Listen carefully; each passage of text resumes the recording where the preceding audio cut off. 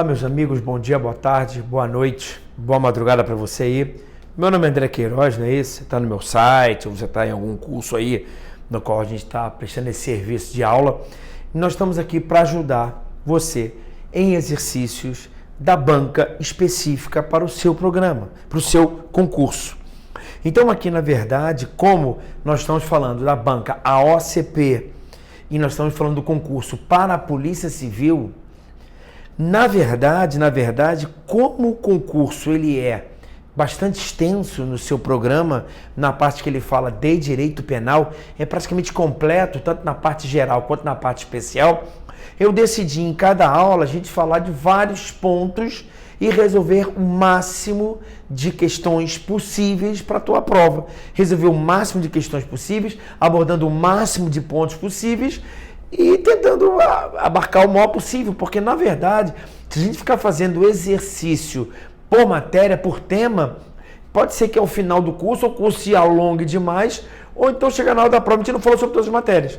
Então assim eu vou pensando, coisa geral, da parte geral, leia-se teoria da pena, aplicação da lei penal, teoria do crime e causas instintivas da punibilidade, não é isso? Ou na parte especial, crimes contra a administração pública, crimes contra a vida, crimes contra a dignidade sexual, crimes contra o patrimônio, quer dizer, pegar todos os pontos, tentar exercício sobre todas as matérias. Maravilha? Então essa é a nossa ideia, sem muita delonga aqui, não é isso? Visite meu site, se você já está nele, ou então em outro especificamente, www.profandrequeiroz.com.br. Maravilha? Vamos lá, gente, vamos começar resolvendo as questões aqui, vamos tentar fazer o máximo possível e vamos começar com as questões um pouco mais tranquilas e a partir do momento que a gente vai desenvolvendo, né, vai estudando, a gente vai piorando as questões. Vamos lá. De acordo com o Código Penal, analisa as assertivas e assinale a alternativa que aponta as corretas. Então ele quer que você dê aí quais são as opções corretas. Ninguém pode ser punido por fato que lei posterior, sublinha lei posterior, que deixa de considerar como crime. Então pega aqui lei posterior, não é isso? Aqui, se ele está falando de lei posterior, ele está falando da aplicabilidade da lei penal no tempo. Você está falando que vem uma lei posterior, ele está querendo que você saiba como é que eu aplico a lei anterior. Como é que vai ser a aplicabilidade dessa lei aqui agora e quais os efeitos que ela vai gerar com a lei anterior. E você sabe muito bem que no artigo 5º, inciso 40 da Constituição, as normas penais elas não retroagem, salvo para beneficiar o réu.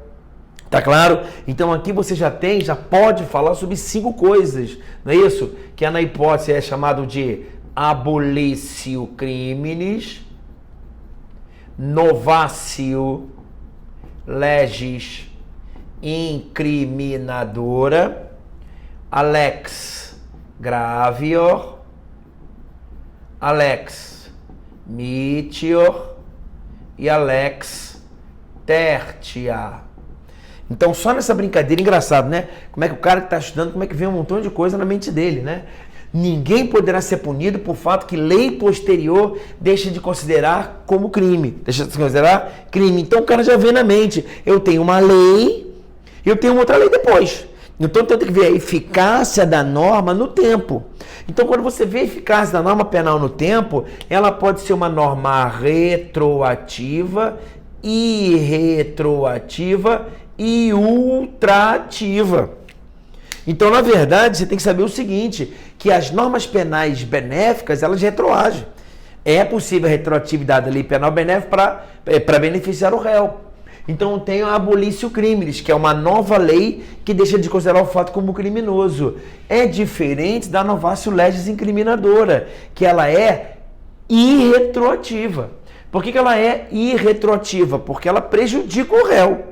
Se ela está criando um novo crime, é uma nova lei incriminadora, ela não retroage. Ela não vai ter efeitos retroativos, mas sim prospectivos. Não é isso? Alex gravior, que é quando era crime, continuou sendo crime, só que é um crime mais grave. Alex mitior, que era crime, continuou sendo crime, só que um crime mais leve. E alex tertia, que é a combinação de leis que o Supremo Tribunal Federal não admite isso. Havia uma ideia que eu poderia pegar a parte boa de uma lei e retroagir e o que é ruim não retroage, não é isso? Então teria uma lei A Não é isso? Eu teria uma lei A anterior com parte boa e parte ruim. Aí veria a lei nova com parte boa e parte ruim. Então eu ficaria com a parte boa da lei A, com a parte boa da lei B e faria uma nova lei. O Supremo Tribunal Federal não falou que não pode, porque senão eu vou estar usurpando funções do Poder Legislativo. Maravilha?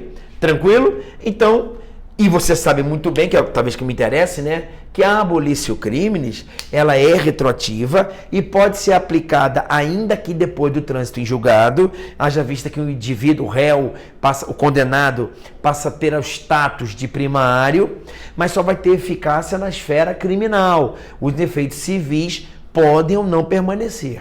Maravilha? Cessando em virtude dela a execução e os efeitos penais da sentença condenatória. Então ninguém pode ser punido por fato que lei posterior deixa de considerar como crime, cessando em virtude dela a execução e os efeitos penais da sentença condenatória. Certíssima, opção correta. Questão 1, correta. Questão 2.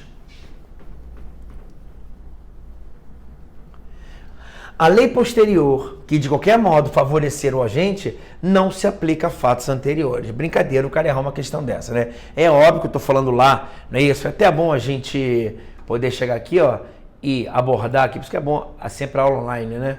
Que a gente já coloca aqui, ó, já pega direto aqui, ó. Ninguém poderá, não há crime sem lei anterior que o defina, não apenas sem prévia combinação legal. Princípio do quê? Princípio da legalidade e da anterioridade. Ninguém pode ser punido por fato que lei posterior deixa de considerar como crime, cessando em virtude dela a execução e os efeitos penais da sentença condenatória. Aí ele fala, ó, que aplica-se a abolição crimes, ainda que depois de transitada em julgado. Maravilha?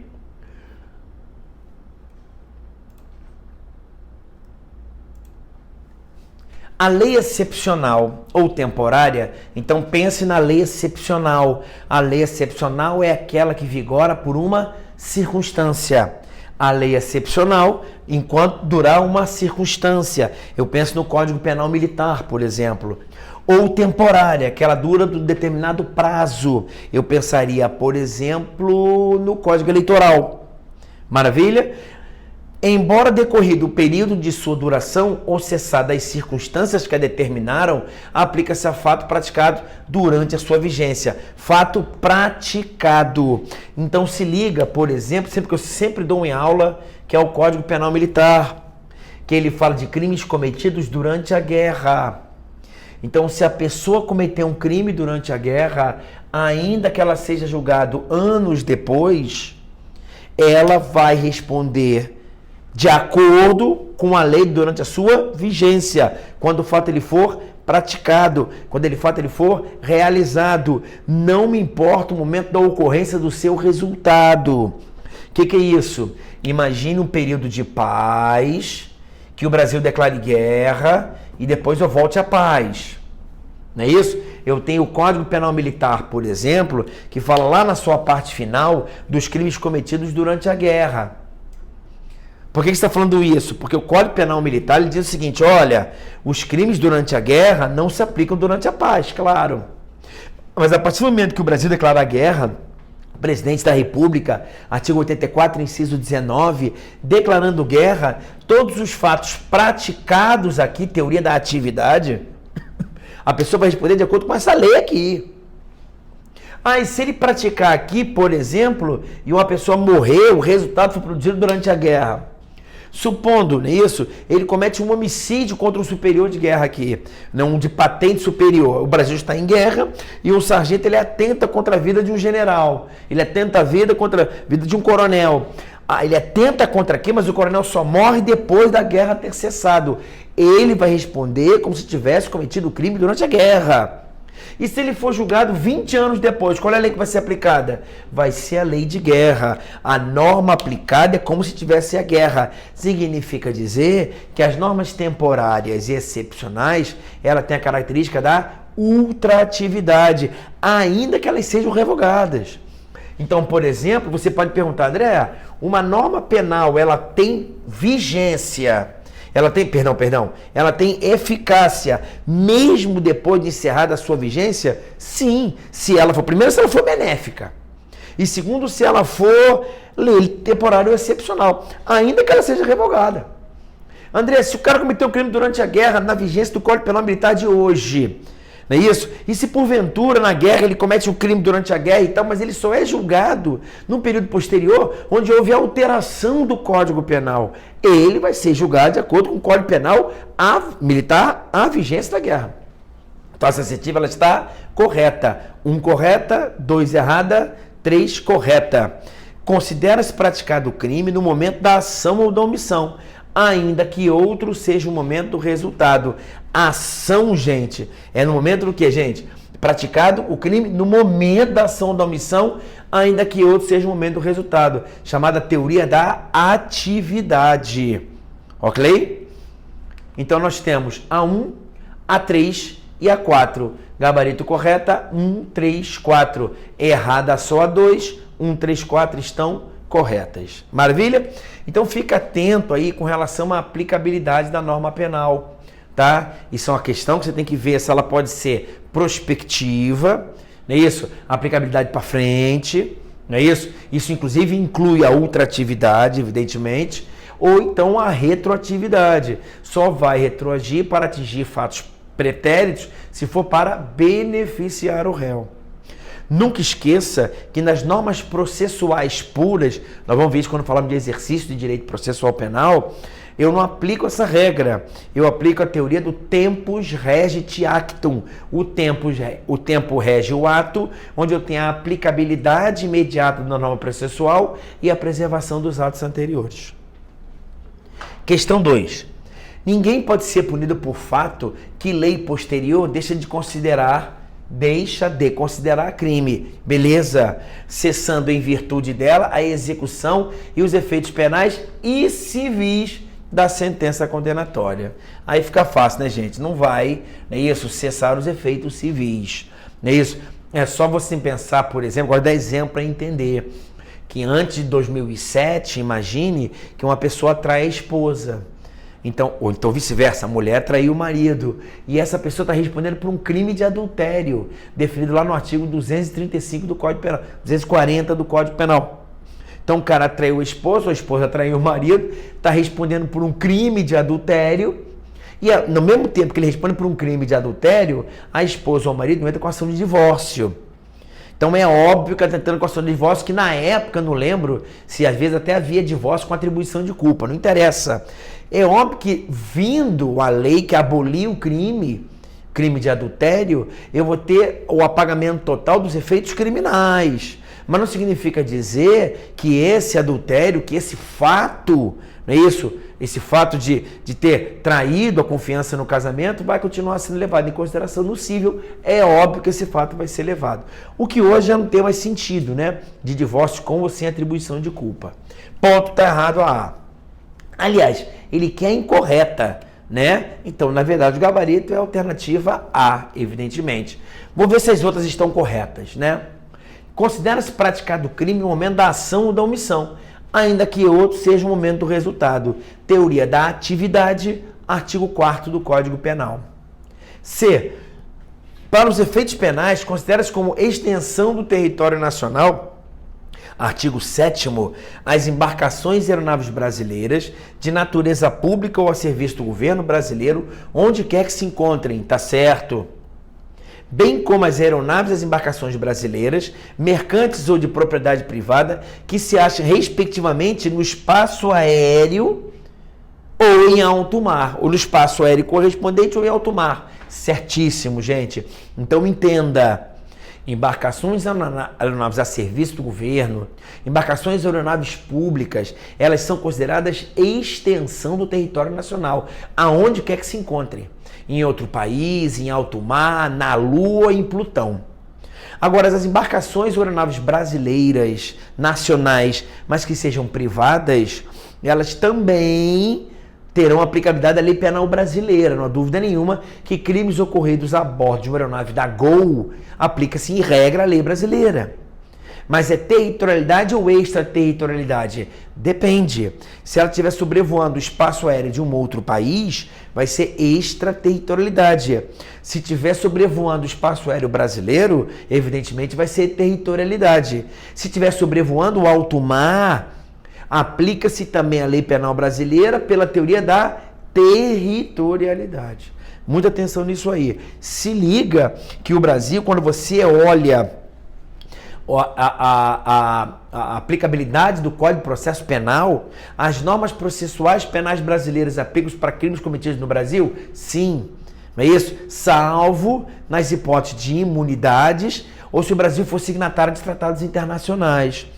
Então fique sempre atento, né? Se você quiser fazer um concurso federal, fique atento nos tratados internacionais como de Montego Bay, que fala das embarcações, a passagem inocente no mar territorial, como o Código Brasileiro de Aeronáutica, da passagem inocente, a lei do abate, onde eu posso abater uma aeronave que não é identificada. Então fique atento nessas hipóteses aqui, mas a C está correta.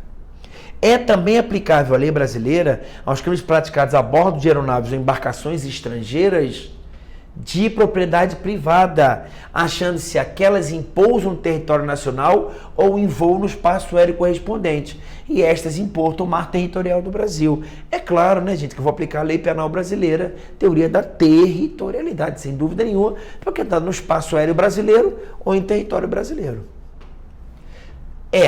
Considera-se praticado o crime no lugar em que ocorreu a ação da omissão, no todo ou em parte, bem como, se liga agora, considera-se praticado o crime o lugar da ação ou da omissão também, onde se produziu o resultado. Então, gosto de dar um exemplo para você entender. André, se uma pessoa der um tiro em alguém no Rio de Janeiro, esse cara é rico, ele é levado para São Paulo. Ele deu um tiro no Rio de Janeiro no dia 10. O que acontece, André? Se o cara der um tiro em alguém no Rio de Janeiro com ânimos necandi para matar no dia 10 no Rio de Janeiro, capital. Esse cara é levado para São Paulo, não é isso? Ele fica lá e a morte dele lá em São Paulo ocorre 4 dias depois, no dia 14. Questão muito simples, não é isso? Eu te pergunto, aonde que esse crime foi realizado? Eu te pergunto, quando que houve o crime de homicídio? Aonde que houve o crime de homicídio?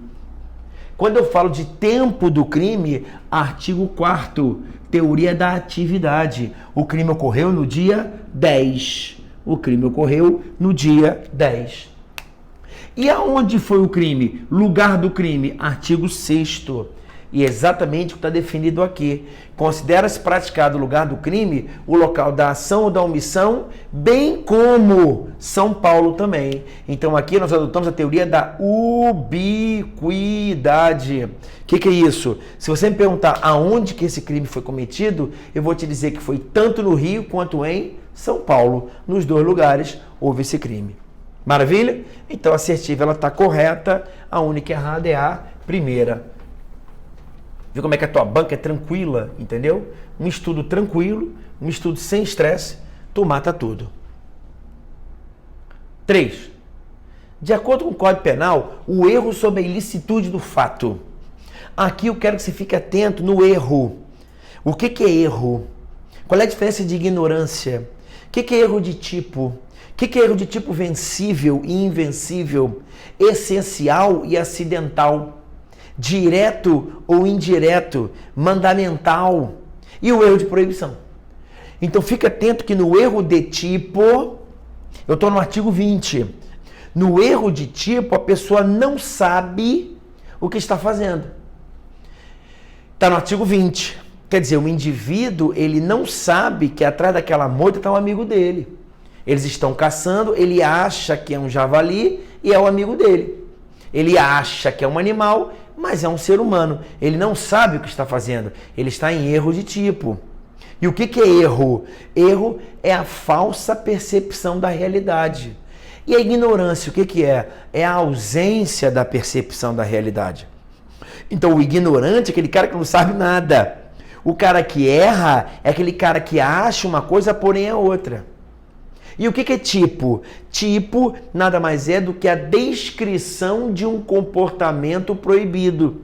Então você tem que ter as definições na mente. O tipo penal nada mais é do que a descrição de um comportamento proibido ou permitido. Então você tem os tipos permissivos, como por exemplo a legítima defesa.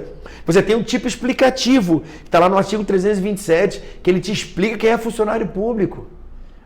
Você tem um tipo explicativo, por exemplo, de tentativa, artigo 14.2, ele te explica o que é quando o resultado não se produz por circunstâncias alheias à vontade do agente, tendo ele iniciado a execução. Então, André, o que é o erro de tipo? É quando ele não sabe o que está fazendo, ele não sabe que com a sua conduta ele está se moldando ao tipo penal de determinado crime. Então ele não sabe o que está fazendo. E esse erro de tipo pode ser vencível ou invencível. Se ele poderia perceber ou não. Sendo invencível, não responde por nada. Sendo vencível, responde a título de culpa. Não importa. O que importa é que no erro de proibição, erro sobre a ilicitude do fato, que é o tal do erro de proibição, eu não estou falando do artigo 20, estou falando do artigo 21. Pega o teu código aí. Então, se o artigo 20 fala do erro de tipo, o artigo 21 fala do erro de proibição. Se no erro de tipo o indivíduo não sabe o que está fazendo, no erro de proibição ele sabe, só que não acha que é proibido naquela situação concreta. É a mulher, por exemplo, que está na praia e vê um fio dental, ela por morar em outro país, ela acha que aquela pessoa está nua. Como ela nunca viu um fio dental na vida, é isso, como aquela pessoa nunca viu na praia tanta pessoa fumando um baseado, ele acha que naquele local é permitido. Ele até sabe que fumar maconha no Brasil é proibido. Olha o artigo 20. Ninguém pode se escusar de cumprir a lei alegando desconhecê-la. Porém, na situação fática, ela acha que naquela situação é permitido. É o chamado erro de proibição. É a mulher que não sabe que é a praia de nudismo, não é isso? É um indivíduo que viaja e não sabe que a lei foi mudada, sendo proibida agora aquele seu comportamento. Tá entendendo? Quer dizer, é a situação que ele acha que não é proibido. E o que a lei fala no artigo 21? Se evitável, a pena é reduzida. Se inevitável, não responde por nada. É o texto do artigo 21. Vamos ler lá o artigo 21, olha lá. Se você bater lá o artigo 21... olha o que ele nos diz, ó. Olha o artigo 21, por isso que é bom ir lá direto, ó. A gente já responde direto aqui, eu te mostrando direto o artigo, ó. Olha o que ele fala aqui, o artigo 20, ó. Erros sobre os elementos constitutivos do tipo. É o erro de tipo. E o artigo 21, erro sobre a ilicitude do fato. O desconhecimento da lei é inexcusável. O erro sobre a ilicitude do fato, se inevitável, se não puder evitar aquele erro, não é isso? Isenta de pena. Porém, se evitável, eu posso reduzir de 1/6 a 1/3. Acabou, morreu o assunto. É só ir lá e ver se diminui 1/6 a 1/3. Se inevitável, isenta de pena. Se evitável, poderá diminuí-la de 1/6 a 1/3. Muito tranquilo. A gabarito da 3, alfa. 4. De acordo com o Código Penal, o agente que voluntariamente, sublinha, desiste de prosseguir. Eu estou conversando com vocês do artigo 15. Desiste de prosseguir na execução ou impede que o resultado se produza. Eu estou falando da desistência voluntária e do arrependimento eficaz. Não confunda isso do artigo 15 com o artigo 14.2, que é a chamada tentativa, como também não confunda com o artigo 17, crime impossível. Então o examinador ele vai querer se você sabe essa diferença. Você sabe qual é a diferença da desistência voluntária, do arrependimento eficaz, da tentativa e do crime impossível, né? Então o candidato tem que saber o seguinte, olha, André, primeiro ponto, em direito penal, a pessoa em regra só vai ser punida quando ela realizar atos de execução, quando ela realiza o verbo, quando ela realiza uma conduta anterior, imediata ao núcleo do tipo, quando ela externa a intenção de ofender o bem jurídico protegido pela norma. Depende da teoria que você adotar. Tem gente que entende a teoria subjetiva. Olha, na verdade, é quando a pessoa realizar a ação dela no sentido de querer ofender o bem jurídico protegido pela norma. Comete ato executório de homicídio a pessoa que com sua conduta ela consegue externar a intenção dela de ofender a vida. Para essa teoria, por exemplo, o apontar a arma na cara de alguém ainda seria ato preparatório, seria o crime de ameaça, mas ainda não seria o quê? O crime de homicídio. Por quê? Porque eu não tenho como, olhando, vendo de fora, externar a intenção dessa pessoa de matar. Quem apontar arma para alguém pode querer ameaçar, pode querer constranger, pode inclusive querer matar, lesionar, porque vai dar um tiro no braço. Eu só vou entender que ele está externalizando a intenção de matar quando ele der um tiro na pessoa. Tem gente que fala que não. São ações, não é isso? Imediatamente anteriores à ofensa ao bem jurídico. Então, apontar arma para alguns já seria tentativa de homicídio. Não importa, o que importa é que eu tenho que executar.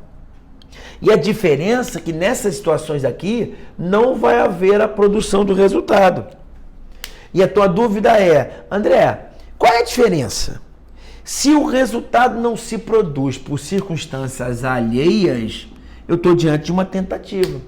Então, se uma pessoa começa a atirar e a pessoa não morre porque foi salva, porque me tomaram uma arma, é tentativa.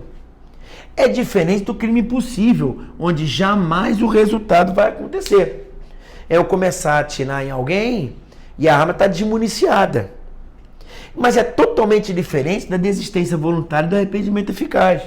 Significa dizer que eu, ao começar a execução, iniciar os atos executórios, eu não quero produzir o resultado por minha própria intenção.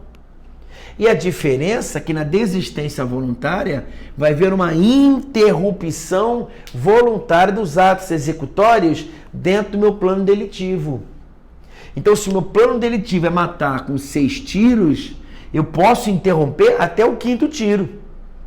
Tem que começar a atirar e interromper antes do 6º tiro. Até aqui eu posso ter desistência voluntária. Até o 5º tiro eu tenho desistência voluntária. Agora, se eu der o 6º tiro, dentro do meu plano delitivo, que era dar 6 tiros, eu realizei tudo aquilo que eu poderia fazer dentro do meu plano delitivo. Então eu não posso mais desistir voluntariamente. Eu só posso realizar uma nova conduta, no sentido de evitar o resultado. Leia-se levar um indivíduo para o hospital e salvá-lo, e tem que ser eficaz. O que é importante você entender em todos esses institutos, que a pessoa só vai responder pelo resultado produzido. Ele só responde pelo resultado produzido.